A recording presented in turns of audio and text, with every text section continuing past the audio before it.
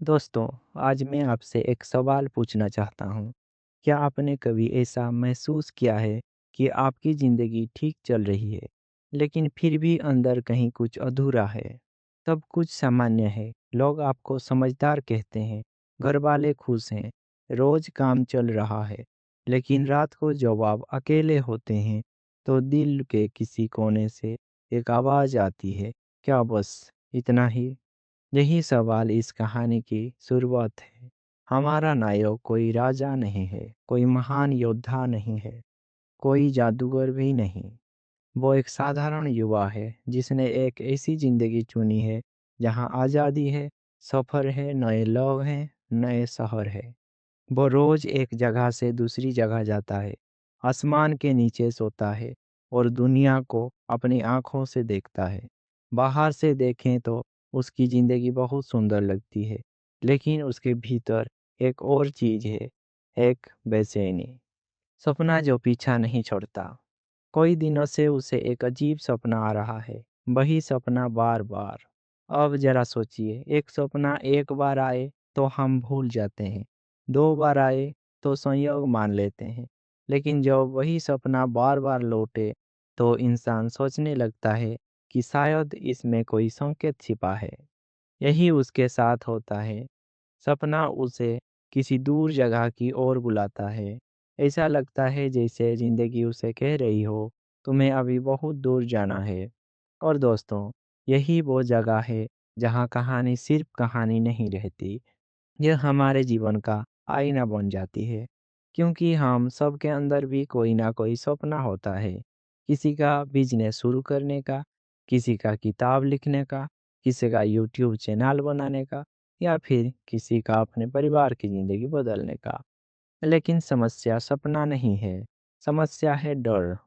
डर हमेशा कहता है मत जाओ।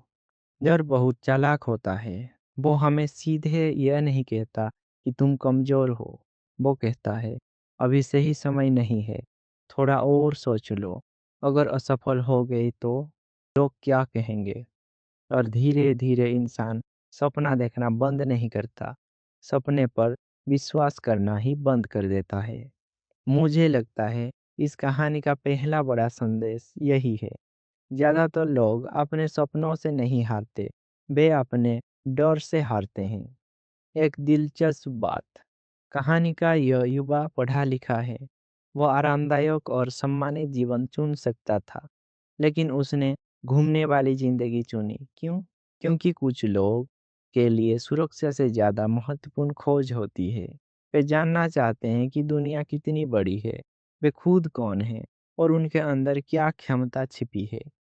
अगर आप ध्यान दें तो इतिहास में लगभग हर बड़े इंसान ने किसी न किसी दिन आराम का रास्ता छोड़कर अनिश्चितता का रास्ता चुना था। स्टीव जॉब्स ने कॉलेज छोड़ा, एपीजे अब्दुल कलाम छोटे शहर से बड़े शहर के लिए निकल गए, और आज भी हजारों लोग नौकरी के साथ रात में अपना सपना बनाने की कोशिश करते हैं। यानी कहानी भले पुराने समय की हो, लेकिन उसका सवाल आज भी वही है, क्या आप सिर्फ सुरक्षित रहना चाहते हैं या सच में जीना चाहते हैं? सपने का अर्थ कौन बताएगा? युवा अपने सपने का मतलब समझना चाहता है। वो अलग अलग लोगों से मिलना चाहता है। कुछ लोग उसे गंभीरता से लेते हैं, कुछ नहीं। और यही जीवन की एक बहुत सच्ची बात सामने आती है। जब आप अपने बड़े सपने की बात करेंगे तो हर कोई आपको नहीं समझेगा। कुछ लोग कहेंगे यह संभव नहीं है, हमारे जैसे लोग ऐसा नहीं करते, इतना बड़ा मत सोचो। लेकिन ध्यान रखिए, जो लोग खुद कोशिश नहीं करते, वे अक्सर दूसरों को भी कोशिश करने की ना करने की सलाह देते हैं। रहस्यमयी मुलाकात, कहानी में एक ऐसा व्यक्ति आता है जो युवा की सोच बदल देता है। वो उसे एक बहुत गहरी बात समझाता है। और इंसान के जीवन में एक व्यक्तिगत उद्देश्य होता है।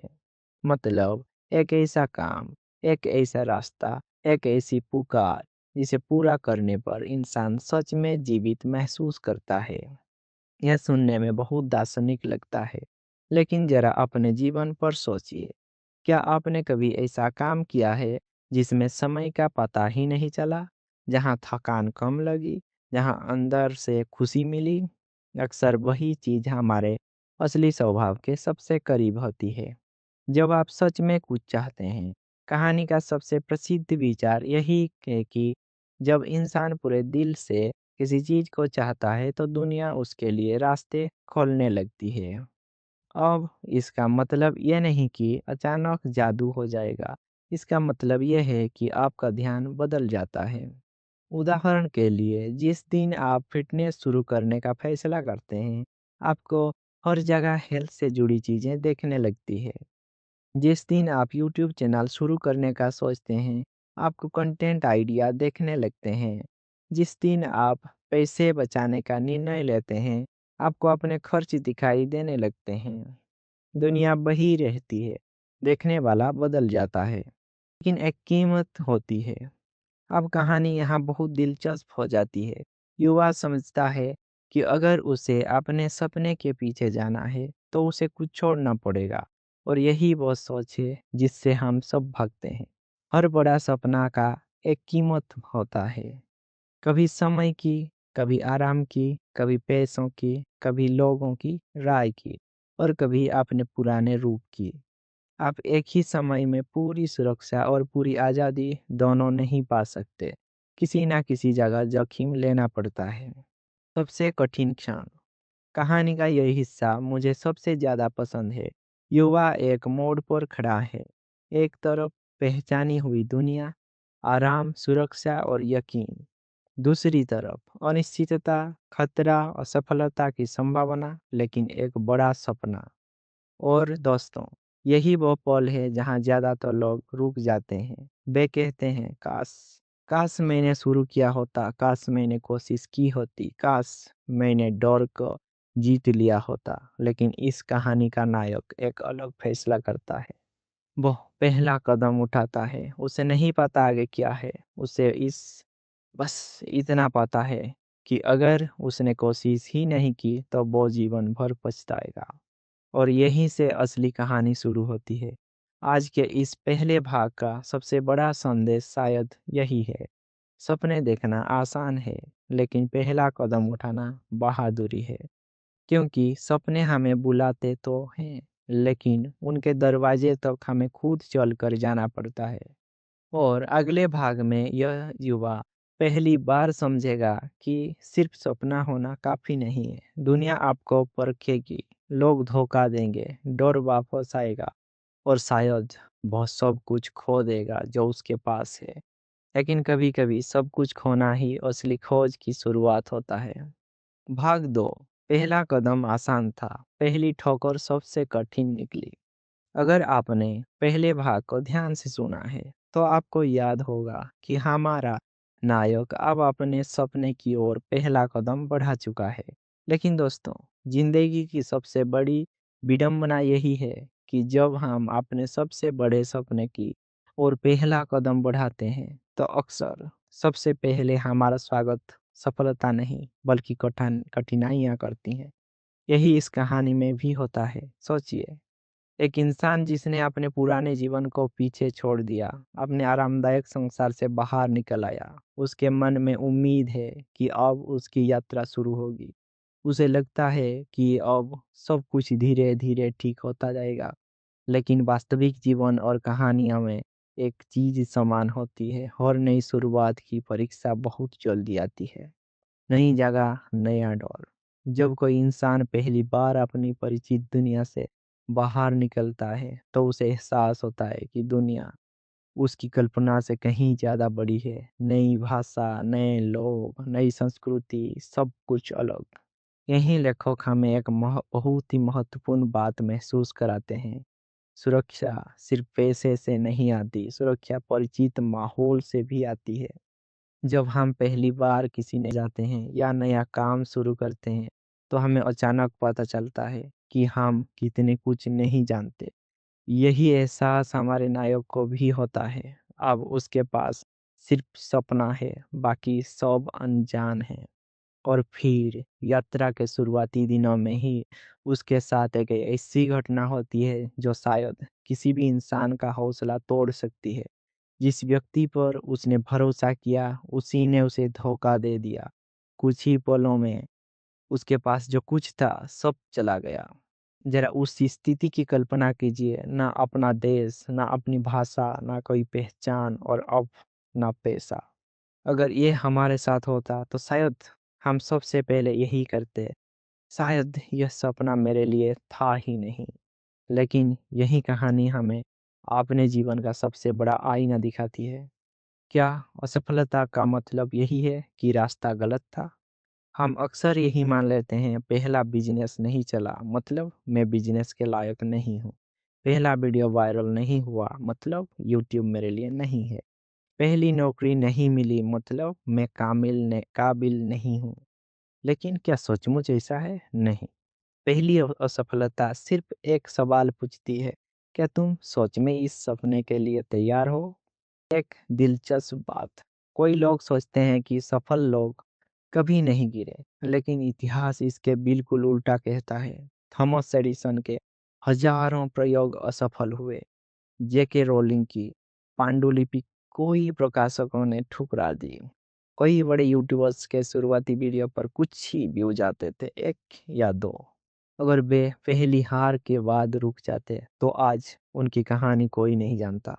शिकार या खोजी, वह मोड़ है जहाँ कहानी मुझे सबसे ज्यादा प्रभावित करती है। हमारा नायक बैठ कर रो सकता था, अपनी किस्मत को कोस सकता था, कह सकता था दुनिया बहुत बुरी है, लेकिन कुछ समय बाद उसके भीतर एक नया विचार आता है। मैं अपने आप को कैसे देखूं? क्या मैं एक ऐसा इंसान हूँ जिसके साथ बुरा हुआ, या मैं एक ऐसा इंसान हूँ जो अभी सीख रहा है? दोनों परिस्थितियां एक जैसी हैं, लेकिन सोच अलग है। और दोस्तों, जिंदगी परिस्थिति से कम, नजरिए से ज्यादा बदलती है। कभी कभी हार आपको बदलने आती है। अगर उस दिन उसके साथ धोखा नहीं होता तो शायद वह वही इंसान बना रहता जो पहले था। लेकिन अब उसे समझ आने लगता है कि सिर्फ भरोसा करना काफी नहीं है, समझदारी भी जरूरी है। सिर्फ सपना काफी नहीं है, धैर्य भी जरूरी है। सिर्फ उत्साह काफी नहीं है, अनुभव भी चाहिए। यही कारण है कि हर कठिन अनुभव हमें कुछ ना कुछ सिखा कर जाता है। एक नई शुरुआत, यात्रा यहीं खत्म नहीं होती। उसे एक छोटी सी दुकान में काम करने का अवसर मिलता है। पहली नज़र में यह उसके बड़े सपने से बहुत दूर लगता है। वो तो खजाने की तलाश में निकला था और अब दुकान में काम कर रहा है। अगर कोई बाहर से देखे तो क्या कहेगा, इसका सपना तो खत्म हो गया। लेकिन अक्सर जीवन में सबसे बड़ी तैयारी वही होती है जहाँ हमें लोग लगता है कि हम रुक गए हैं। छोटे काम बड़ी सीख, दुकान में काम करते हुए वो सिर्फ पैसा नहीं कमाता, वो लोगों को समझना सीखता है, व्यापार समझता है, धैर्य सीखता है, अनुशासन सीखता है, और सबसे बड़ी बात, समस्या देखकर शिकायत नहीं समाधान सोचना सीखता है। यही गुण आगे उसकी पूरी यात्रा बदल देते हैं। सोच का फर्क, दुकान का मालिक सालों से एक ही तरीके से काम कर रहा था।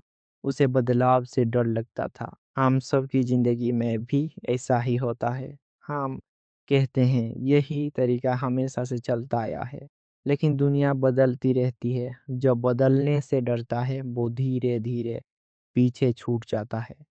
आज की दुनिया में इसका मतलब, अगर आप कंटेंट क्रिएटर हैं तो आपको नई चीज़ें सीखनी होंगी। अगर आप स्टूडेंट हैं तो सिर्फ किताबें नहीं, स्किल्स भी सीखनी होंगी।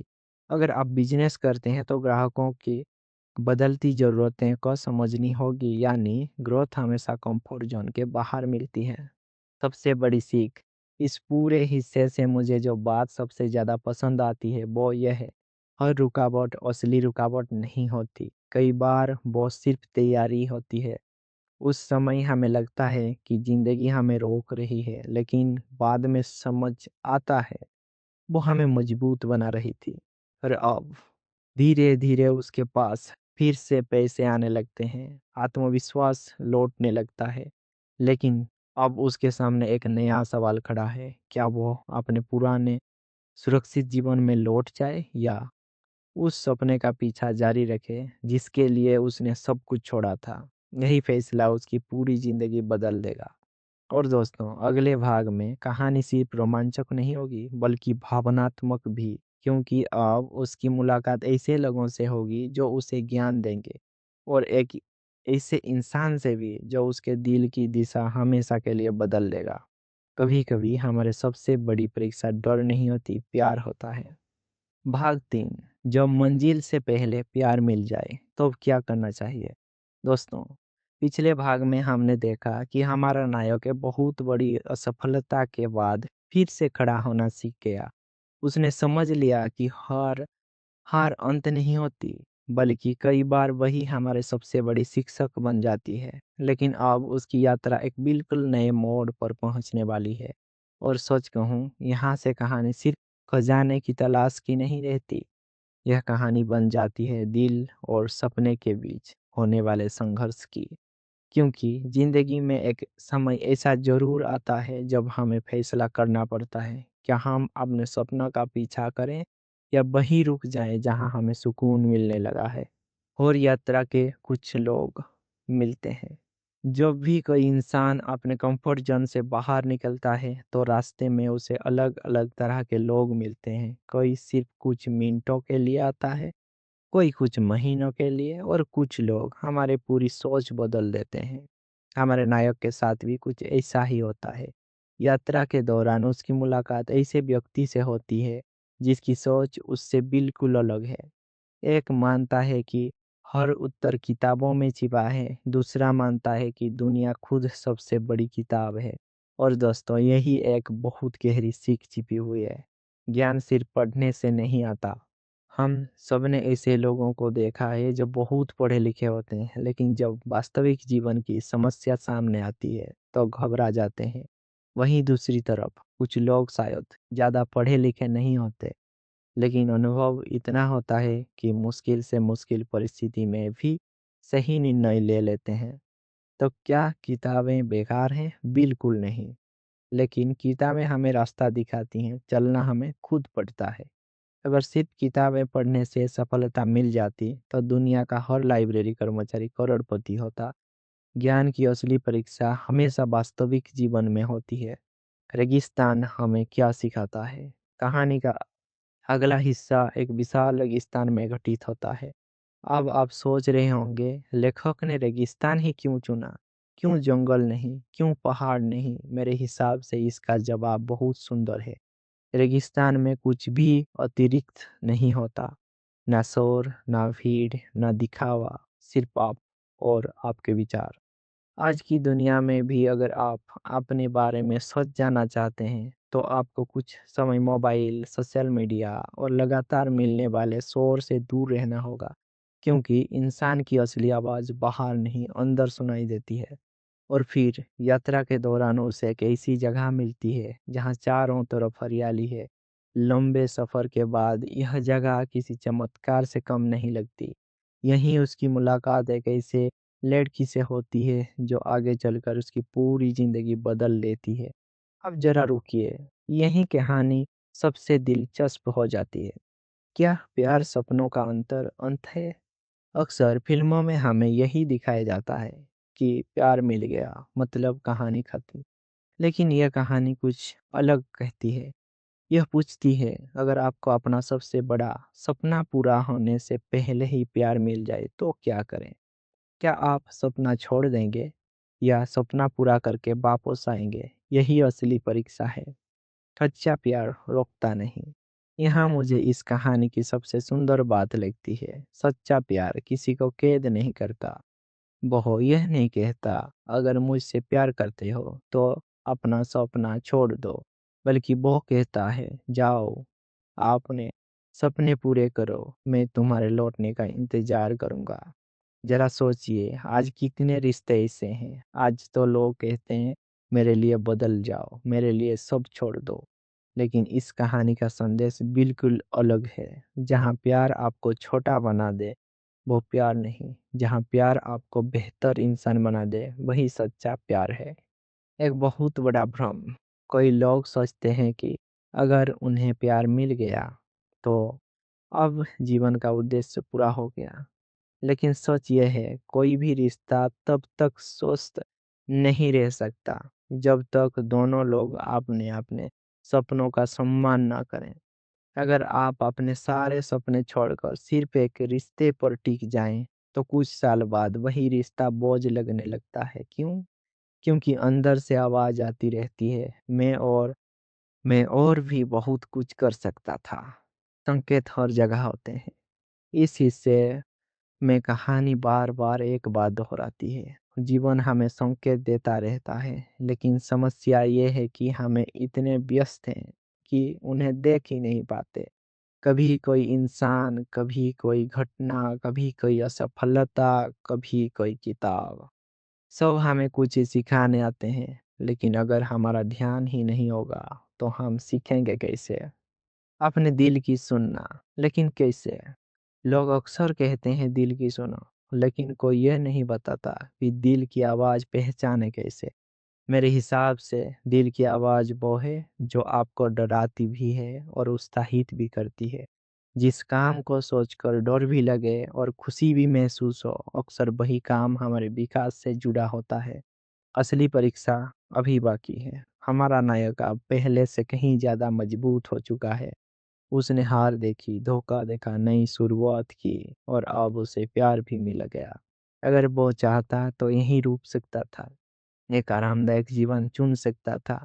लेकिन उसके अंदर अभी भी एक सवाल बाकी है, क्या मैंने अपना सपना पूरा किया? और यही सवाल उसे आगे बढ़ने पर मजबूर करता है। आज के लिए सबसे बड़ी सीख दोस्तों, इस पूरी हिस्से से अगर मैं सिर्फ एक बात चुनूं, तो वो ये होगी, जिंदगी में मिलने वाले अच्छी चीज़ें हमें रुकने के लिए नहीं, बल्कि और बेहतर बनने की ताकत देने के लिए आती हैं। चाहे वो प्यार हो, दोस्ती हो या कोई अवसर। अगर वो सचमुच अच्छा है, तो वो आपको आपके सपनों से दूर नहीं करेगा, बल्कि उन्हें पूरा करने का फैसला देगा। लेकिन यात्रा अभी खत्म नहीं हुई। असल में अब सबसे कठिन परीक्षा शुरू होने वाली है।